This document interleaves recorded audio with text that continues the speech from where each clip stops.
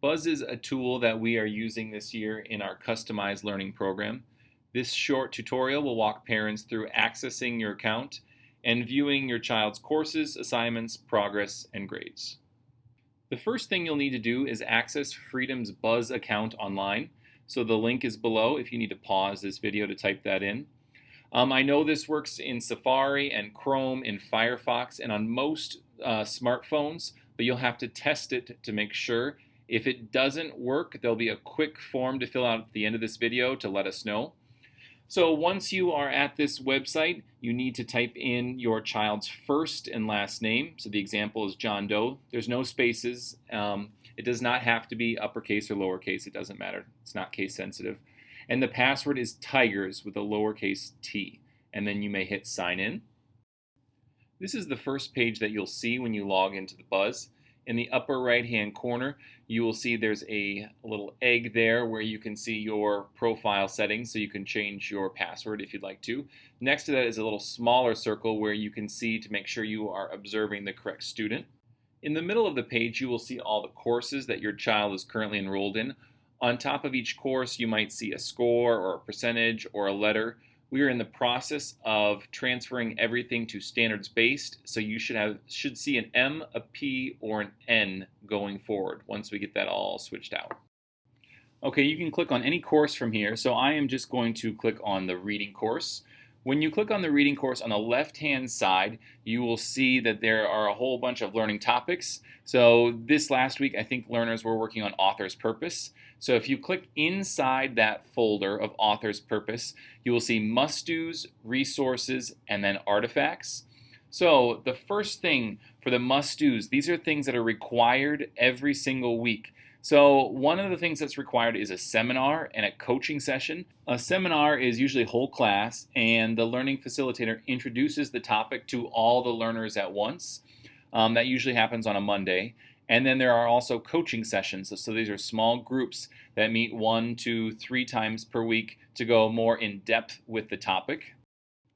There are other things that the learner must do throughout the week. And so if you look at this list of must-dos for reading, so there's a work on writing project, a read to self project, some word work, and then there's an author's purpose sorting activity. And so it is up to the learner to schedule all of these activities sometime in their week. So we're giving them a little bit of voice and choice of when they complete these activities. So this is a sample breakdown. So reading, the ELA and reading block is about 90 minutes. So perhaps on Monday they might have a seminar for a half hour, and then they could choose to work on their writing for a half hour, and then maybe they can do word work for a half hour. So those 3 things can be done all on Monday, and that's 90 minutes worth of time. On Tuesday, maybe they have a coaching session for a half hour, and then they can have a tech time with Mr. Knips for a half hour, and then they could work on their author's purpose sorting if they chose to do it then. On Wednesday, they might have another coaching session. They can work on their read to self, or they can complete another activity, or there might be some resources. There's a resources folder where learners can go in and watch videos, do activities to kind of reinforce the learning topic. In this case, it was author's purpose. And then after all of their must-dos are done, they have most of Thursday and Friday to start an artifact. Now, an artifact is how they show their learning. And so they have a lot of different tools to show their learning. They could make a poster, they could make a book. There's several apps that they've used to create things. And so they have 90 plus minutes where they can show their learning on that learning topic. So again, this is just a sample of how they can use their time. One thing that we are going to be starting is daily goals. That seems to help keep learners on task. So for Monday, they can make a reading goal, and they can say, I'm going to work on the read to self and the word work today. And then by the end of that time, they can see if they've achieved that goal. They'll also have a math goal that they can work on. So this kind of keeps learners on track and to have all of their activities done by the end of the week. Another part of Buzz that I'd like to go over today is the performance piece of all of these activities that they're working on. So on the left-hand side in that gray column, go to the third one down. It looks kind of like a clock. This is the performance tab.